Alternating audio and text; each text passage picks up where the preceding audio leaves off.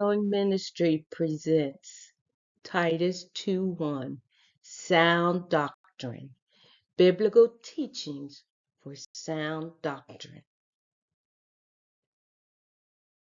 The book of Titus. The letter's main idea is that faith and patience, belief and behavior are always connected. It makes clear that this principle is the basis for Christian living and leadership, providing clear guidelines for those in charge. The letter stresses how faith and patience, belief and behavior are always linked. This idea provides the basis for Paul's criticism of false doctrine, his advice on how to live as a Christian, and the standards set for church leaders. Sound doctrine is what is to be taught and lived. Titus 2:1. But speak thou the things which become sound doctrine. So what is sound doctrine? According to Strong's Concordance, the word sound means healthy, and then of Christians whose opinions are free from any mixture of error. And then the word doctrine means teaching. So sound doctrine is healthy teaching, free from a mixture of error. So what are the core characteristics of sound doctrine? First of all, it has to be rooted in Scripture. It is grounded in the whole counsel of the Bible, not isolated verses taken out of context. Second, it is centered on Christ.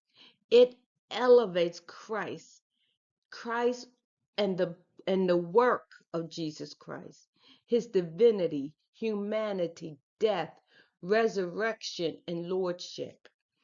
Third, it is consistent with the teachings of the apostle. It aligns with what Jesus taught and what the apostles affirmed, rather than novel or trendy ideas. Novel and trendy ideas are not sound doctrine. It produces spiritual health. Sound doctrine leads to repentance, holiness, love, humility, and obedience. Sound doctrine is not confusion, pride, or bondage. And then number 5, it resists false teaching. It stands in contrast to heresy, myths, legalism, prosperity, distortions, or teachings that elevate human opinion above God's word. So why does sound doctrine matter? It protects believers from deception. It stabilizes faith during trials. In other words, trials come to make us strong. No, we don't like them, but we, as the Christians, we have to go through these trials sometimes, but they are not to destroy us, they are to make us strong. Sound doctrine ensures spiritual growth is genuine. It preserves unity in the church, and sound doctrine glorifies God through correct belief and right living. Now let's look at sound doctrine versus false doctrine. Sound doctrine is rooted in the whole counsel of Scripture, not isolated verses. False doctrine uses Scripture selectively, often out of context.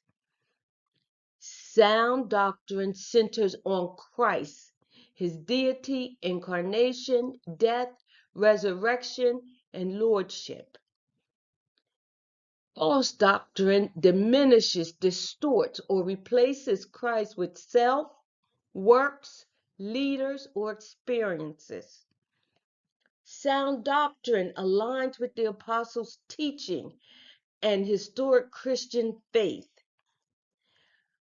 A false doctrine introduces new, private, or special revelations. Sound doctrine leads to repentance and holiness. False doctrine excuses sin or redefines it. Sound doctrine produces spiritual health, humility, and love. False doctrine produces confusion, pride, fear, or control. Sound doctrine encourages obedience to God. False doctrine encourages dependency on people, systems, or formulas. Sound doctrine exalts God's grace and truth. False doctrine mixes truth with error, legalism, or deception. Sound doctrine unites the body of Christ in truth. False doctrine causes division, manipulation, or bondage. And sound doctrine endures testing and scrutiny. False doctrine avoids accountability and questioning. Now, in the summary of sound doctrine is needed for growth in the Christian life. As Scripture makes clear, belief and behavior are inseparable. What we believe shapes how we live. Sound doctrine ensures both are aligned with God's truth. Sound doctrine brings clarity, freedom, and spiritual maturity. False doctrine may sound appealing, but ultimately leads to deception, instability, and bondage. Error rarely announces itself as error. And remember in Titus, verse 2 and 1, Paul admonishing Titus, he said, "But speak thou the things which become sound doctrine." Thank you. Have a wonderful day, evening, but take care.